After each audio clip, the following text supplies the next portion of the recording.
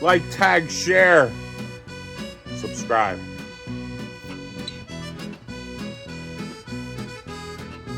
We're making memories. And get off the sofa. Get off the couch. Come on.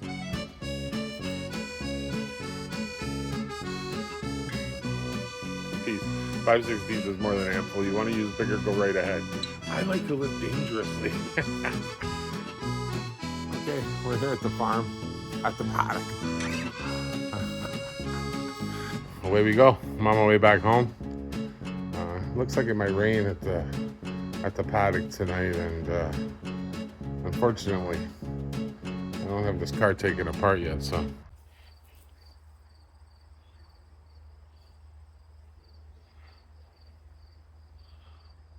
Hello.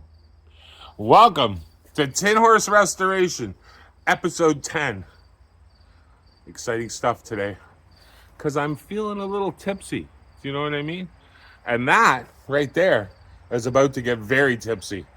So please join me. Like, tag, share, subscribe. Send this video to all your friends. Let's get that viewership up. And let's do something exciting today with this Mustang. Let's get her up on its side. All right, so first thing we did was we jacked the back of the car up. I'm up about 24 inches. I'm a little higher on this side than I am on this side, so because it's tippy on the jack. So 24 I think is going to be enough, and I'll explain that a little later. So what we're going to start off with is we're going to start off cutting our 2x4s. We need 12 inches here to encompass these two bolt holes. They go through where the bumper would bolt above the frame rail, and the same on the other side. 2 12 pieces, and then what we want to determine is that's the driver's side, because we're going to tip it up this way first, is how high up off the ground we are to clear the car front to back. We don't want to be too high because the car is already let me give you a quick guesstimation here. The car is about 68 inches wide. So if you think of that, it's almost 6 feet. So everything we add on is going to take it above my head and my total height. So that's going to be working with our hands over our head, and we don't want to be doing that. Not if we don't have to. I mean, we can always stand on a small stool to work on the car, but I'd rather keep it as low as possible. But we also have to keep in mind that we've got a radius that we're going to put on that end to tip this car up.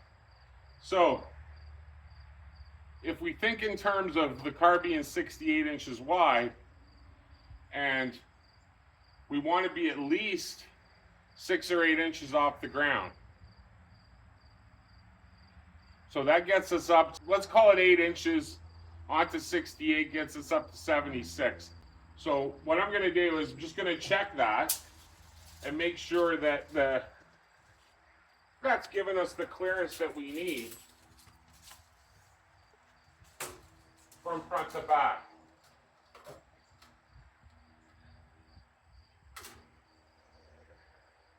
And 37, we're going to go to 38.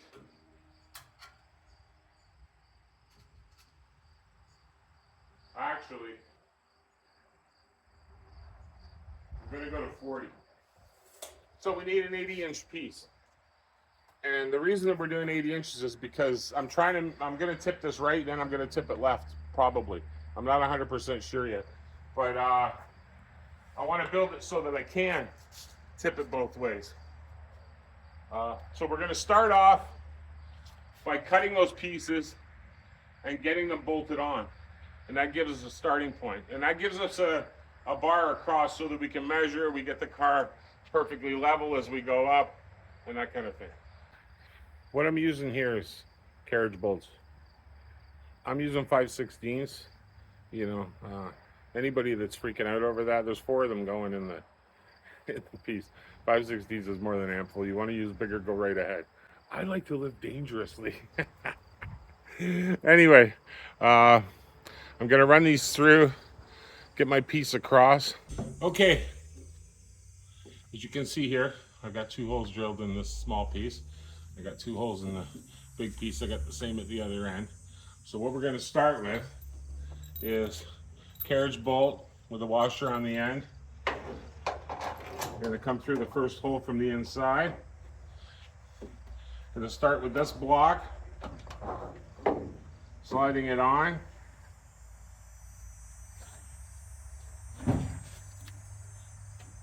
This is where an extra set of hands probably comes in handy. But you know, it's just 10 horse. We do things we do things on the, you know, on our own. So what we want to do here now, just to hold it, we're gonna get another washer on. And we're gonna get a nut on. Why not? I should probably not have my gloves on here, but I mean, it is what it is. Okay, there's our first one. Swing this up. Look this up here.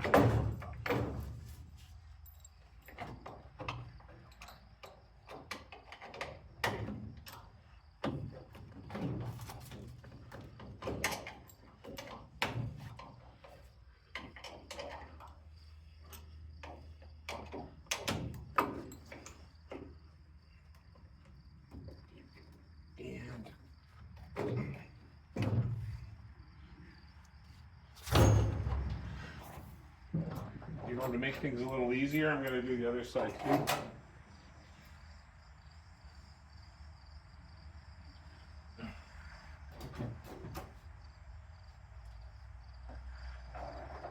That'll hold it up.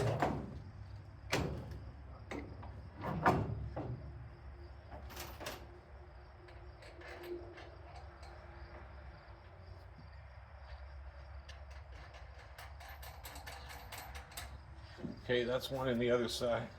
I like to wear my gloves, you know, from years of woodworking, and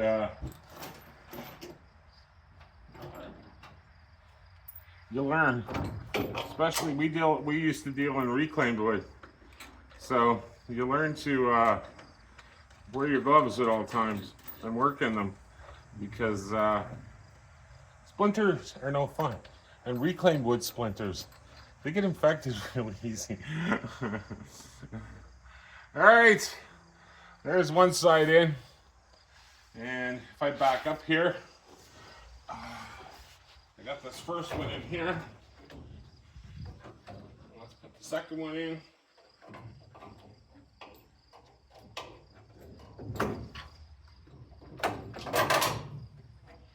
And put a nut on that. There we go. Now,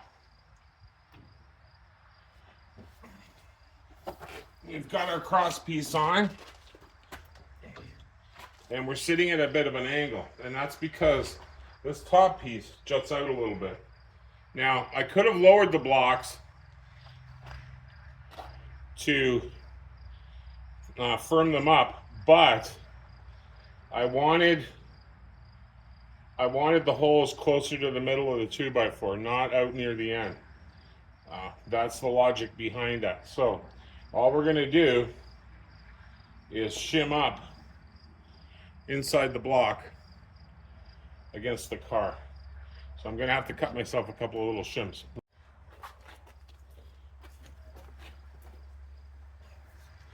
Okay, I've got myself 2 bits of shims here that I cut. Back these screws off a little. They're nuts. Slide these shims up.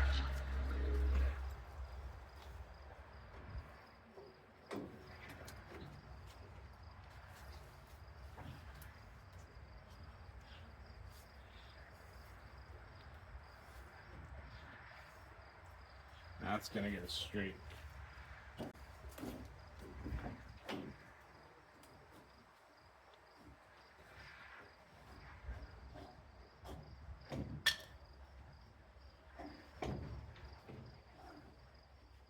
Well, I guess I should have tightened that side more.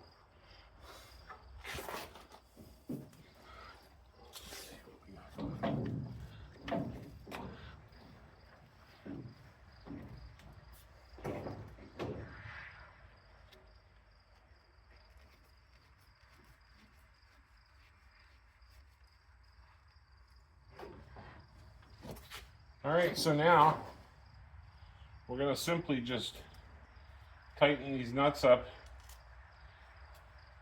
from the outside.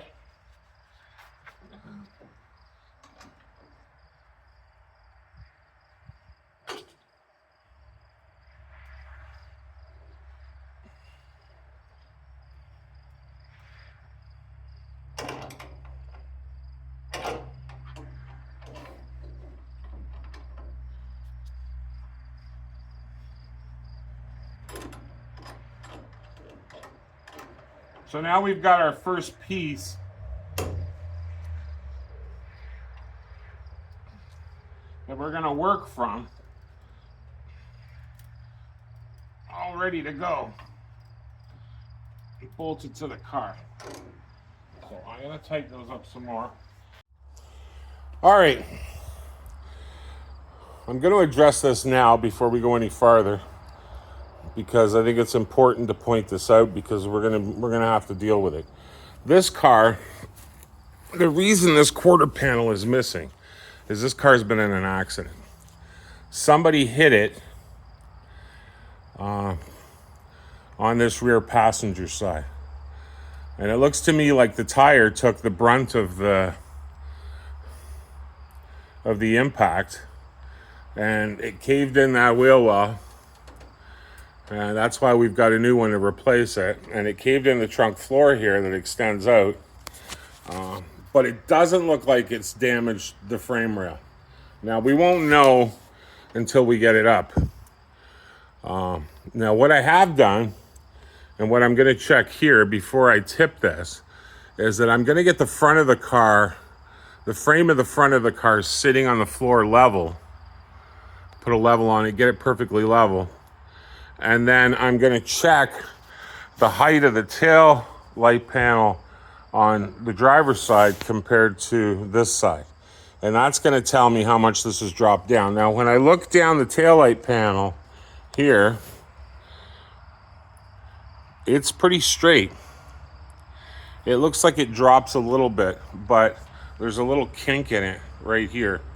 So I think the taillight panel is pretty much unscathed, and I think can be repaired just with a hammer and a dolly. I can knock that little edge out of there. But I'm going to try and repair this floor without replacing the entire trunk floor. But we're not going to know the damage to the frame rail until we get the car up. But to me, it looks like it drops down from this point to the floor about an inch or two. And we're going to know that soon enough. I'm going to add in too that, there may be a kink in that frame rail up closer to the front of the trunk rather than the rear of the trunk. And, the impact on the rear end may have bent that. But we've got some ideas for measuring and making sure that our frame's straight. I feel pretty confident that this is all superficial damage, and once these pieces get replaced, that we're going to be okay. That rear quarter, see, it's tough to say right now. Somebody's pried up on the trunk at this end with a crowbar, and they've bent the trunk. It's way up in this corner, and it's way down at the other corner. So that's creating a bit of an optical illusion. But there's definitely, I think there's a little bit of sag here. The quarter panel's definitely shifted down from the taillight panel. So, but again, I honestly think it's superficial to some degree. I don't think we've got major frame damage, but we'll know soon enough once we get this up on its side and we're able to analyze it from underneath. That's going to be the key. And lying on my back trying to do it is there's really no point. We got to get it tippy. It's got to, give it a couple of shots and get it a little tipsy. All right. So I've got the car level at the back, and she's definitely got a little bit of a twist in her. So I'm thinking it's about an inch that we're dropped down on this passenger side. So that's what we're going to look for once we get it up on its side. In the meantime, We're going to start putting legs on this. So what we need on this side, it appears we need 21 inches. And if I've done this right, it's 21 inches on the other side too. Yes, indeed. So I'm going to start cutting myself some legs. All right, we're going to start putting our first leg on now. Our radius on this side, because we're up 21 inches, and we're going to want to come up to the top of that 2x4. So if you think of that as 21 inches here, the radius is going to start somewhere around here on the bottom here and cut up. So that means our first leg can't go on this side. Our first leg goes on this side. So I'm going to use my woodworking theories and house building theories, and we're gonna put a king stud in. That's what we're gonna do. So we go with the long one down the back. And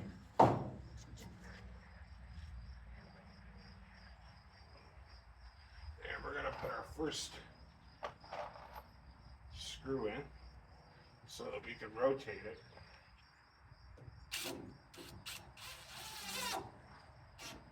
And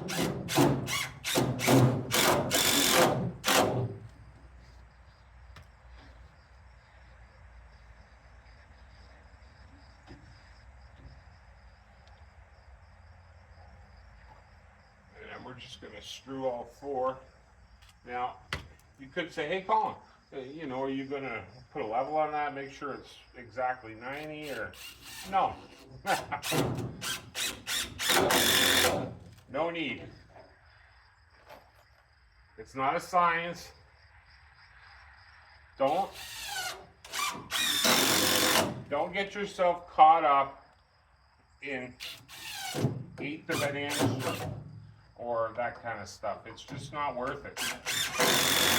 You spend twice as long putting it together for no reason at all.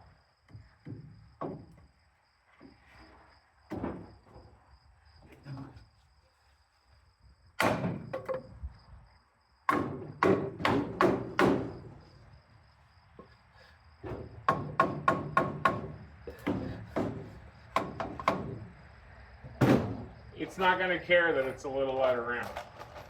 Trust me. Or a little off. This thing's going to roll like no tomorrow.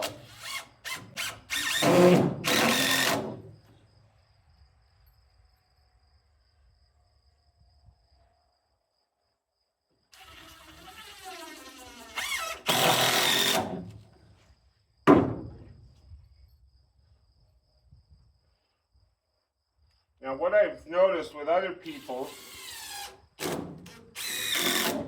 is that once the car is up, there is some sideways shimmy. I've got a plan to deal with that. That's not going to be hard to deal with at all.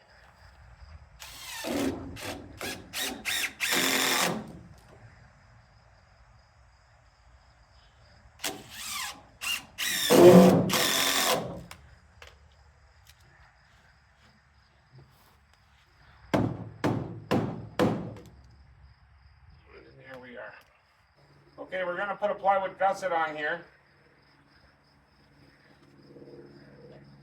Cut it at 32. That's our distance from outside to outside. That should keep our legs fairly square.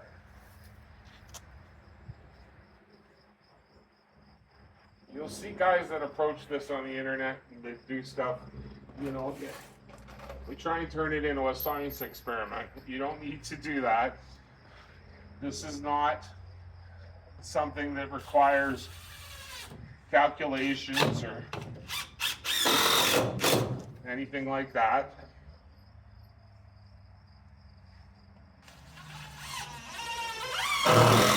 What's important to realize is that we've got this on the lower side of the car, on the frame rails, which means the majority of the weight of the car is going to be above this point. So once it's tipped, it won't want to fall back. There's ways to deal with that, to put safeties on it, and I'll show you that when we get to there. But for now, we got to keep these legs square.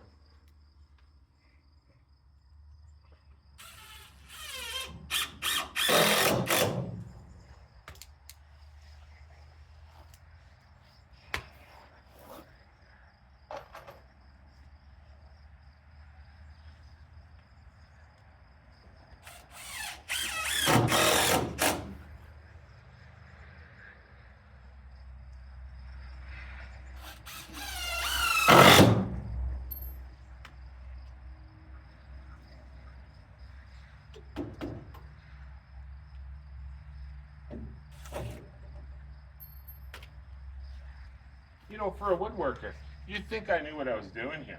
I can't even do a screw. Okay,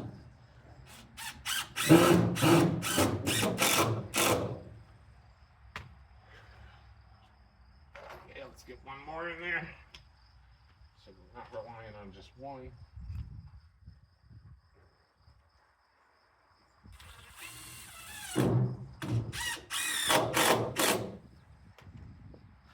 All right. It's going to keep us pretty firm there. And just to prove a point. And now let's see if this will hold the car up. Which I'm sure it will.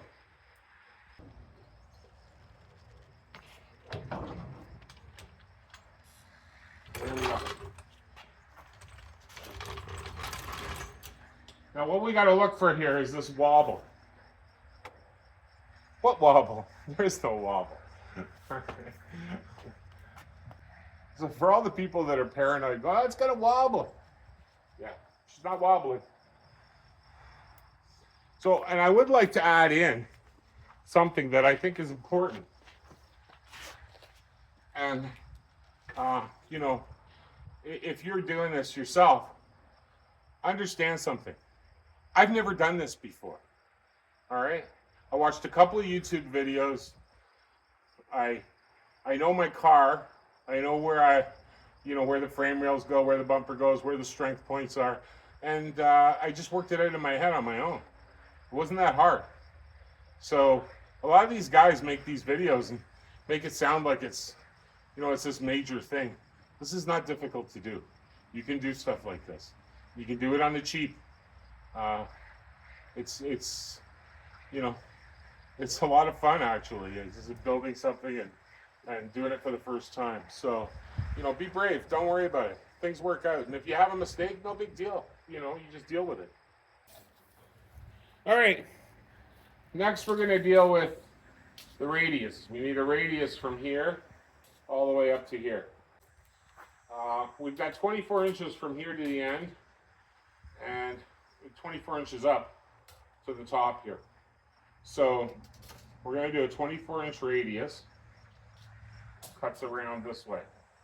And that's going to give us our rolling edge to turn the car up on its side. So let me get that cut.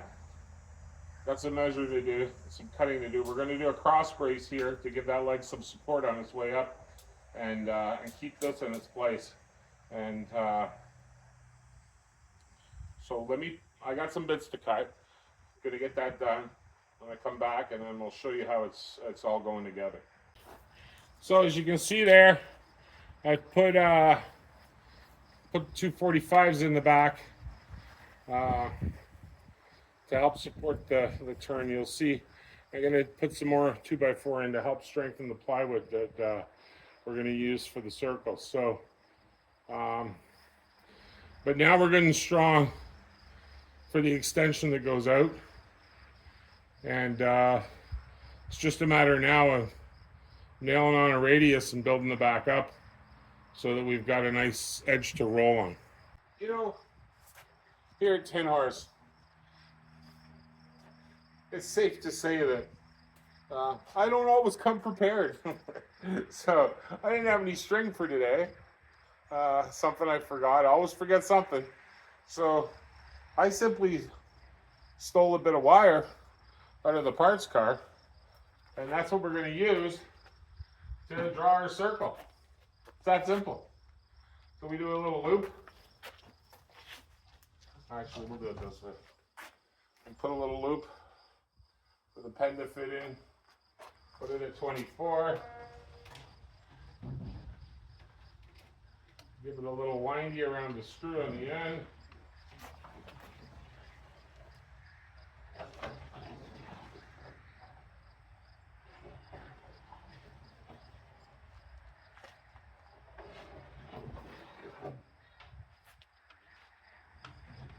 And there you go. That simple. I don't know if you can see that. Drop it down so you can. There you go. There's our radius. So we're going to cut that. Actually, we need 2 of them. 1 for each side. And then we're going to build it up with some 2x4.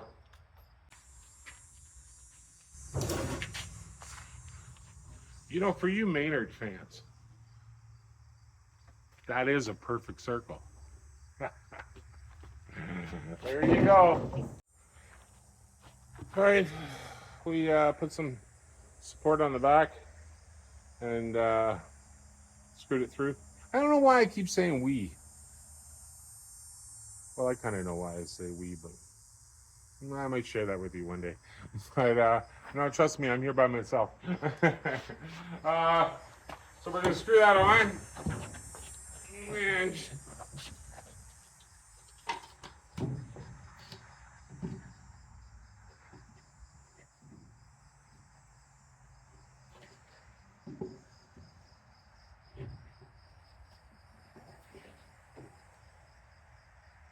now to get that on perfectly,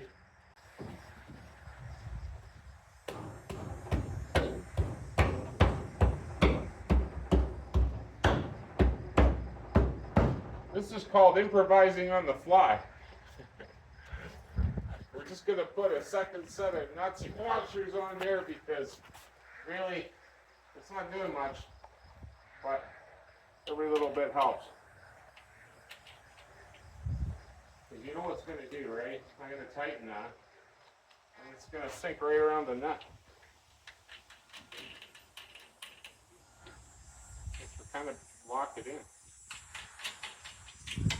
Kind of perfect.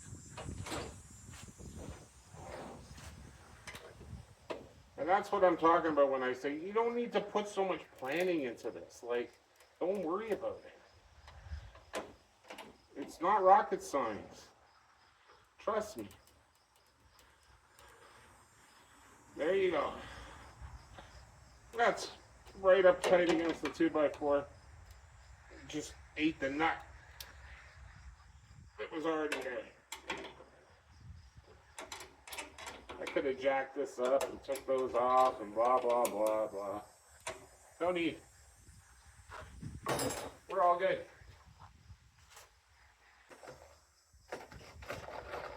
I am editing some of this out because I don't want it to be too long. So I'm sure you can figure out all the little details. What's important is we fasten it to that piece that we had going across here. It's a busy weekend here at Tin Horse.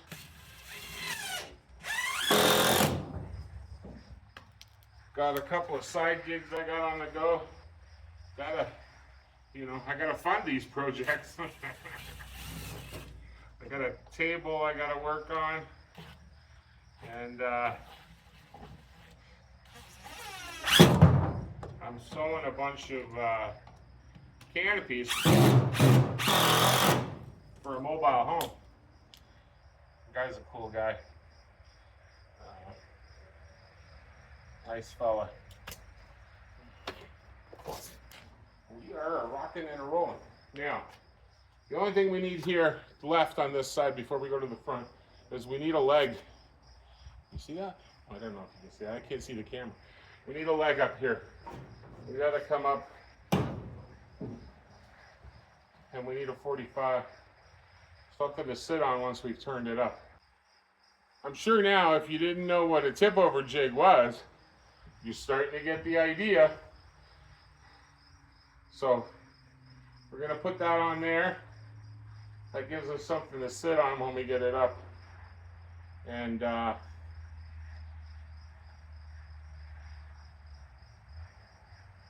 looks about tall enough. That's way past the cars, so it's not gonna roll. So let me cut a couple more pieces and get that screwed on. Okay, there you have it. It's our tip over jig. I think you understand how it works now. We're gonna have to add another 2x4 down across the bottom here on a bit of an angle to leverage so that we can turn it. The longer the 2x4 is, the easier it is to turn the car. So we're definitely going to put a safety leg on the other side once we get it up so that it doesn't roll back. I see a lot of guys building these and I don't see them putting safety legs on it, and I just don't understand that. It makes no sense to me. But anyway, that's what we're going to do. You know, we're doing it on the cheap. It doesn't mean we're taking risks. You know, you have to look after yourself, and you don't take chances. But I may have to do some housekeeping here to make some more room, because I don't know if I have the width without moving some stuff to get the length I need to turn that up, because I am going to try and turn it by myself. Next time you see me, I'm going to be over there in the front of the car, and we're going to be doing this all over again. We've already got our radius cut in our piece. I copied it and made it the exact same piece, so this should go a little quicker, and hopefully we'll be all done today. Looking forward to showing it to you. And I'm looking forward to feeling tipsy, because when this goes up, I'm going to be feeling real tipsy. All right. I went ahead, blocked up the front frame rails, put the lags through both sides, and now we're going to put some metal brackets on here to bolt our 2x4 across the front too. So let me drill some holes, put the brackets on. We've got her up, I think we got her up around the right height. So we'll see. And I was trying to see if she's wobbly, and she's not. So things are going well so far. We'll just keep at it. And I'll get back to you when I got 4 brackets to put on here. So when I get that cross piece on like I did at the back at the beginning, we'll go from there. I'm pushing hard now, trying to get this all done in one day. All right, we've got some metal brackets on the front here, bolted to our wood, and they're 80 inches across. And I'm gonna put some plywood gussets in, because right now this is really strong, but when you turn this up on its side, it's gonna want to bend a little.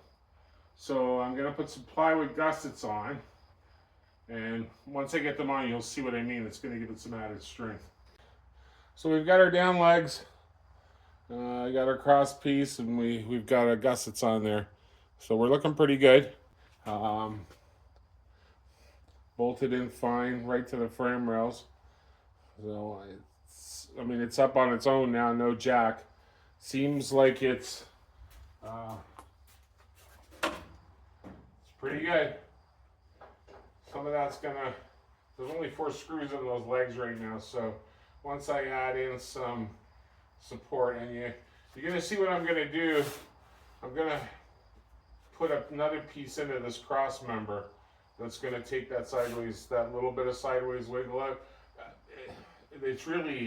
It's nothing. All jigs have a tiny bit of wiggle, but I'm really gonna firm this up when I add those 2 pieces. So that's it for today. We'll be back tomorrow morning, and we'll be right back at it.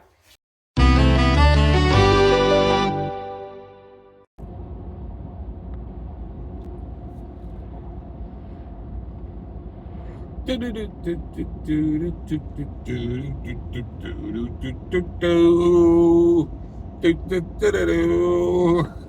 a new day here at Tin Horse.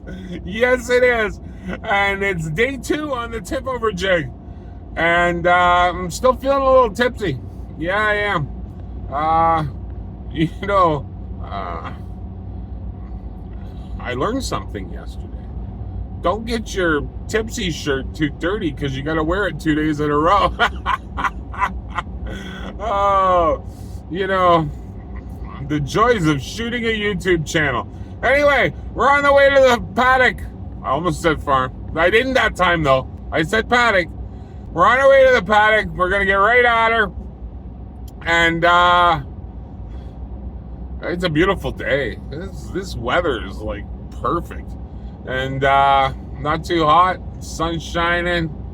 And I'm really looking forward to finishing up today and giving her the old tipsy turn. Yes, indeed. She's going over today. Let's hope and pray. As I said yesterday, I've never done this before. It's all new to me. But, you know, hell, I must be an expert. I watched a YouTube video. Anyway, I hope I inspire you. The reason I tell you that I've never done things like that before, because I want you to know that you can do this. You can get off the couch, and you can make your own memories. And so far, we don't have any bad memories on this project. Oh, you know, all we need is for that thing to tip over and fall on its roof or something. And well, it really doesn't have a roof, does it? No, that's kind of, no. Anyway, no, I feel pretty confident we're doing a good job. I'm just being silly, but I'm really looking forward to finishing up today. Hopefully, it's not going to take me the whole day, but and then I have no idea how much leverage is going to be required to get the tipping. Like I said, it's not scientific. It's fly by the seat of your pants with old Tin Horse. Anyway, I'm almost there, and I had to drop off some work I did this morning. Get paid. You know, my side gig keeps me pretty busy. So somebody's got to pay for all this money I'm spending on these cars, even though I'm not really spending a lot of money, am I? No. But you know, looking forward to it. The brain is in overdrive about you know, once we've got it up on its side, what are we going to do first, and what are we going to do second, and you know, the excitement begins. I do have an agenda with that car and a timeline that I'm looking forward to. So I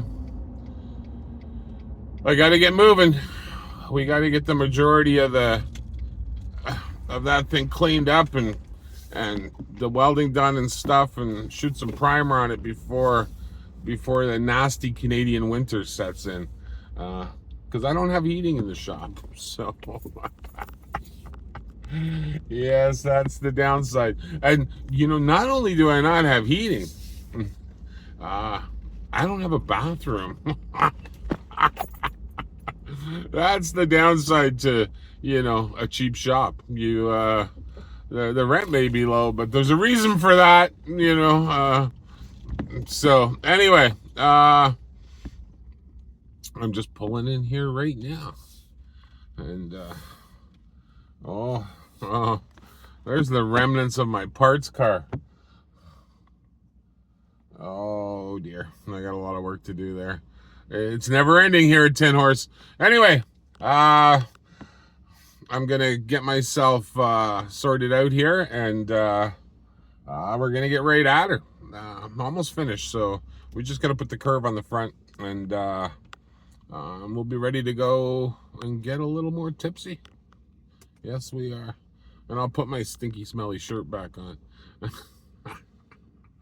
Anyway, stick with it. Stick to the end. See where this goes. We'll find out together, because I have no idea. All right, let's get at her. Saddle up. All right, We're back at her. Today, this sucker is going up. So let me, I got a gusset to put on the front here, and then I got the curve to put on, and an extension, and then we're gonna be there. So I'm gonna get at her right now, and you've kind of seen this already, but I'll just show it to you in short clips, all right? But I'm getting excited. I'm getting really excited. Put smaller gussets on the outside here, and then we put a big gusset in the middle there to keep the legs straight. So all we gotta do now is put our curve and our extension on the other end, and we're ready to tip. Okay, we're all done. There's our round corner. There's our extension. There's our long support that goes down to almost the middle. It goes up here. Now, what you find with this kind of stuff is once you get it up, it's going to want to do this. See the wobble? I don't know if you can see here. There. See the wobble? So I'm going to show you a simple way to completely eliminate that wobble with hardly anything at all. Trust me. I see these guys do these things on YouTube and stuff, and I understand it's an instructional video and they want to do it right. But if you're doing it on your own, right? This is fine. This is acceptable. It does the job.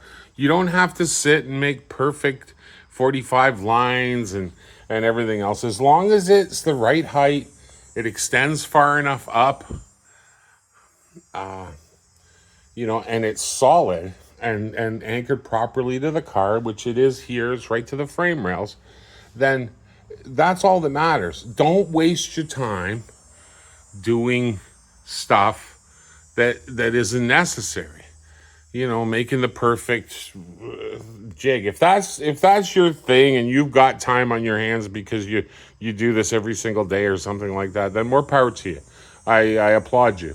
I don't have time for that. I'm trying to turn a car on its side in a day and a half all by myself. And I don't have time to make everything perfect. There's no point to it. So I'm going to show you a quick way to take that wobble out. And then we're going to get to turning this car over because we're done. Okay, just want to point out a couple of things. I'm all done here. There's my up section that is going to lay on the floor. With stuff like this, I had a scrap bit left over. I needed a gusset. I don't waste my time trying to make perfect cuts to make sure the edges all work and everything. I just shove the screws in it. It does the job. Don't waste your time on stuff that you don't need to be doing. That's my advice to you. You want to build this thing as cheaply and as quickly as possible. You want to spend all your time working on the car. So we're up. We're nice and strong. Now we did have a wiggle because we've got a pivot point at the thing. So how did I deal with the wiggle? Right there. I put a lag through the top of the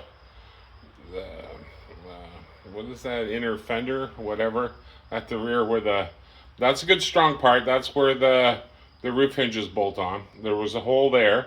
I just went up through the existing hole, bolted that down, and it came down here, and I screwed it in the end. Now I have no sideways wiggle at all. All I have is a little bit of flex in the wood that's going to go away once that's up. Right? And I see a lot of these guys on YouTube, and they get it up and it wiggles. And they've put all this effort into making the perfect thing. And I thought, well, why didn't you do something to deal with the wiggle? I just don't understand it. I could add more support if I thought I needed it. At this point, I think I'm fine. Once that's up and it's got that lower support and this support and then this one here, that's all it's going to need. It's not going to wiggle in the back. And if it wiggles, I'll deal with it. But I feel pretty confident that we're good. This wiggled a lot before I put that piece in. Now I've got, the wiggle's almost completely gone. It's pretty stiff. So all you're seeing there is the flex and if you look at it from straight on, It's just a flex in the lower section. The leg's not wiggling, you know, past 90 on to the car. So I'm feeling good. I'm feeling really good. And we're ready to turn. So I got a whole bunch of cleaning up to do and moving stuff around here.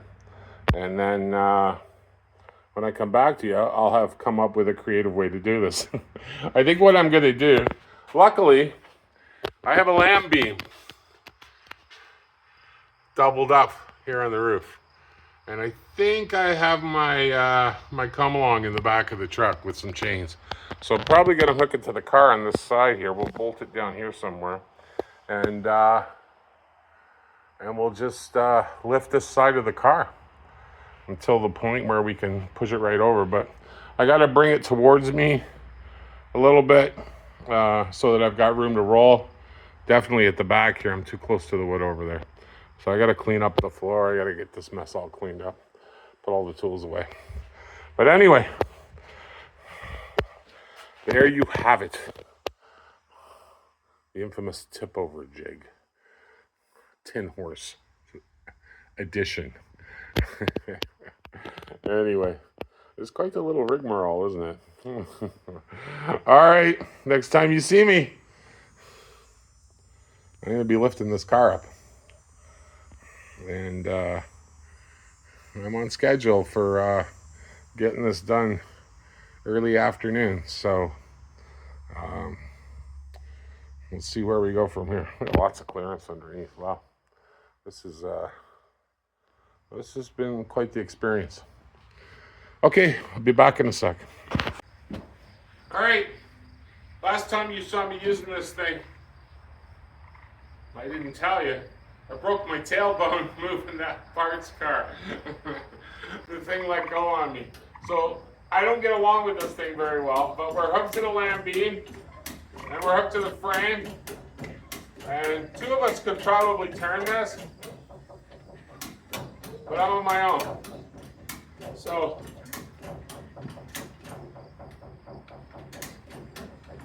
I'm going to show you how easy it is. This isn't going to take much effort at all, to be honest.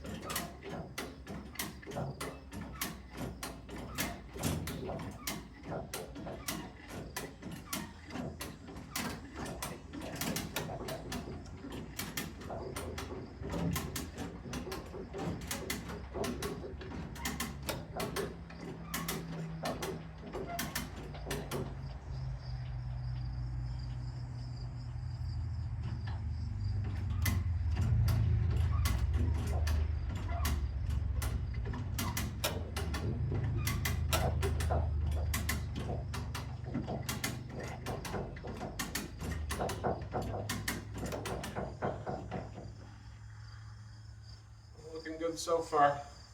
I might have to squeegee it this way a little bit. I just don't know if we're going to clear on that other side. We're going to be really close.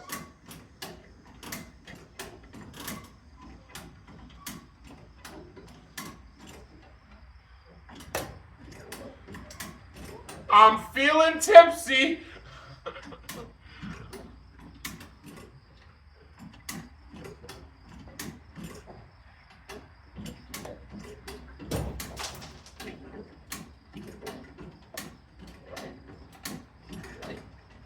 All right. A little more.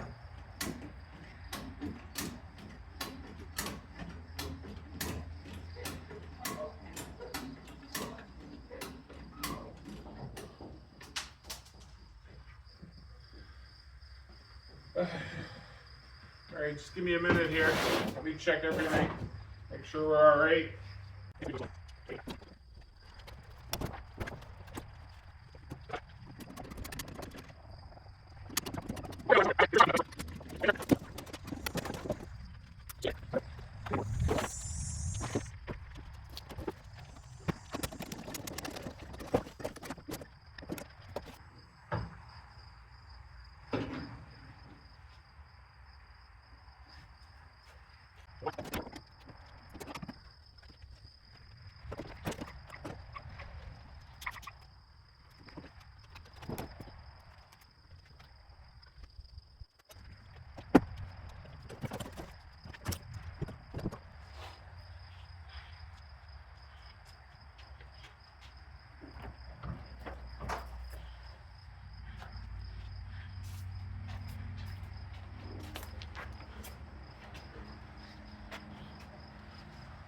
Yes, I'm feeling a little tipsy.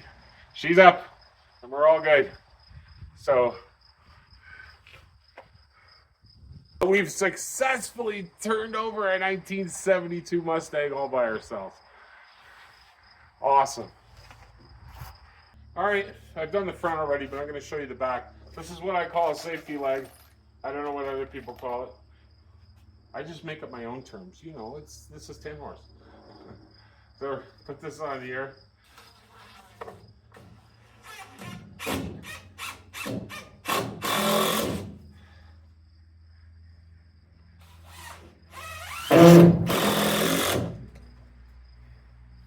then we just give it a little kick. And that gives it that last little half inch to make it safe.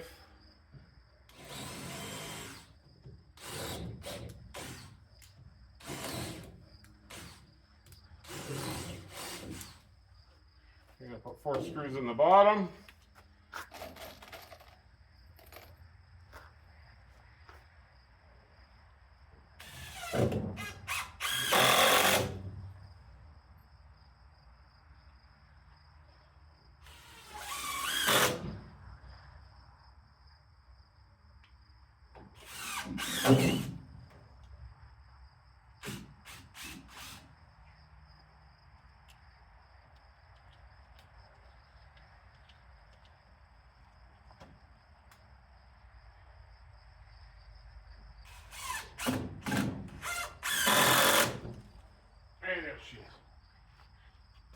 Now,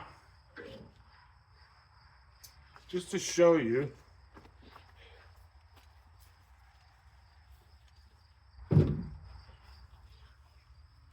I left the cable hooked up still, just in case, but now that we're up, can't roll back on me now with those 2 legs in it. I want to show you how sturdy this is. There's no way it'll come back. These won't let it. And the cable's there for emergencies if you have to do it quickly. But there's no sideways play. And I've watched some other guys do this, and they have a wobble, a sideways wobble. And that piece that we put on the front was key to taking that wobble out, because that front end's as stiff as could be. But there's no wobble here. There's no pushing it that away. That's impossible. And now you can safely work on this car and not have to worry. Nothing's coming off of there.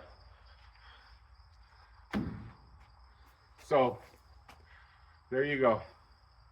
10 horse. Old Con.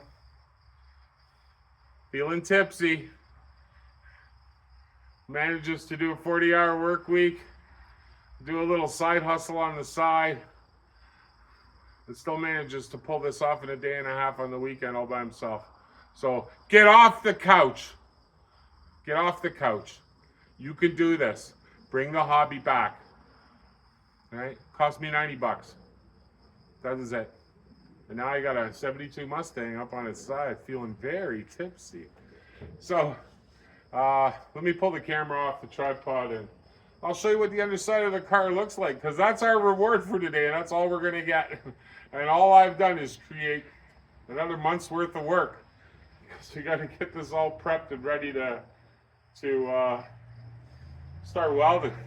I got a lot of work to do, an insane amount of work today. All right. Here's our front frame rails. Rusty, yes. Holes, no. Torque boxes at the front one, no holes. All right. Probably something living in there, but no holes. I did get quite a bit of dirt falling out. There's our bottom of our firewall. And that's the front of the feet. You know, that's where your pedal is. And there's the little hole that I'm gonna have to deal with from the accelerator pedal.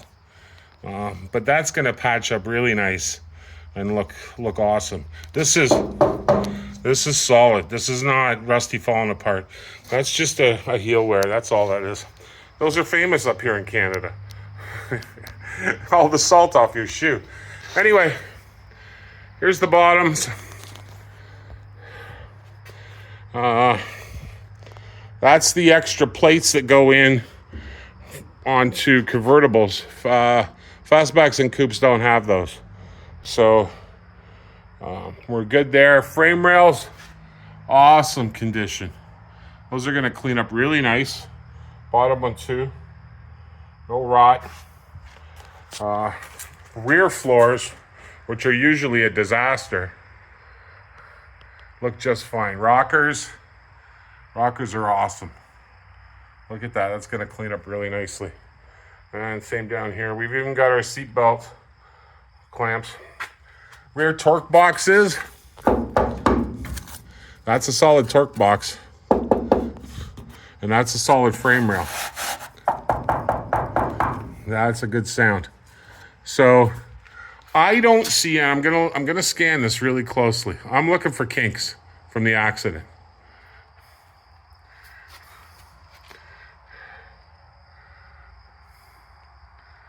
And there's nothing. There is nothing there. So I'm thinking if you look here, you can see the damage to the trunk floor here where it's caved in, and you can see the damage to the wheel well. I'm thinking the rear axle took the brunt of the crunch, and but I don't see anything that's worth talking about. And what's the number, you know, and this will hold true for Americans too.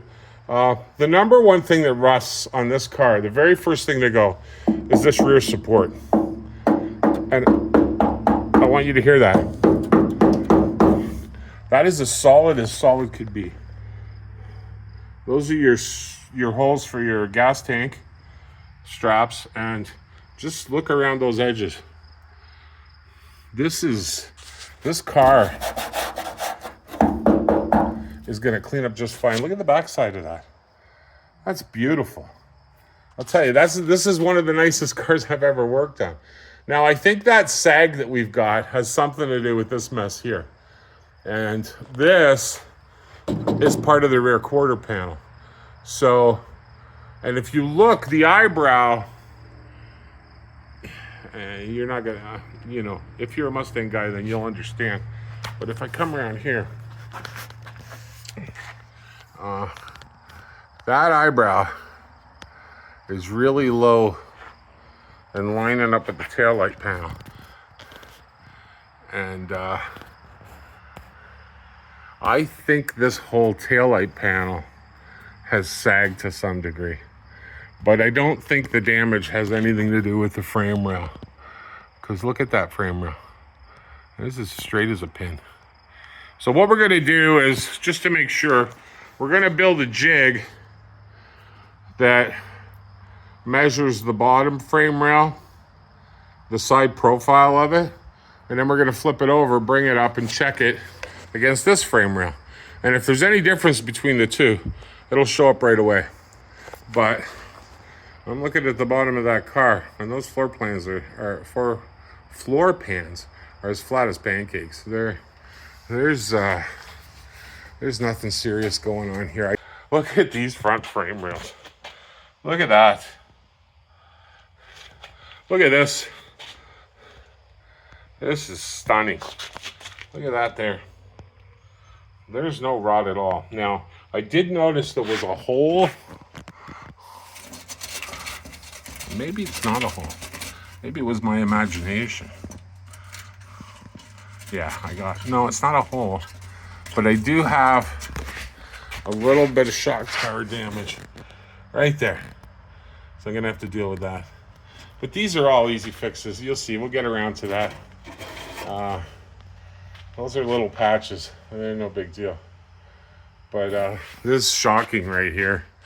I mean, normally this car would be so bad on this front frame rail that we wouldn't have been able to bolt these blocks on like that. So, and look at the bottom of this is where the battery sits. That's usually the first thing to go in a car like this. These are meant. Now, the only other thing up here in the fender aprons is right here. Somebody put a galvanized patch in there, which is it's kind of weird. But we're gonna fix that. We're gonna get the proper pieces and replace that. It's done on both sides, and it's done very poorly. Here, there's the other side. But that's easy peasy. That's just so our hood goes up and down properly and sits on the rubbers properly. So, because that's the bracket there for the hood latch. So we might have to do a little bit of work with that. But anyway, we're good. We're all good. I'm really happy. This front cross member is stunning. Just stunning. I'm shocked. I'm shocked at the condition of this car and how good it is. Anyway, there you go. There you have it. We were feeling tipsy, and she tipped pretty easy. There she is up on this side. And there's all the crud that fell out of it. Oh. So I'll chime back in to sign off for this week's episode with what's coming next week. Big plans.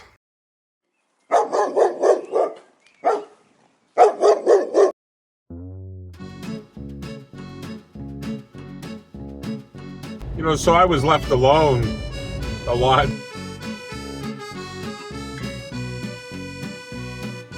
That's right. We named the 95 Marcia. You know, Marvin's female interest, after all. She's green, you know.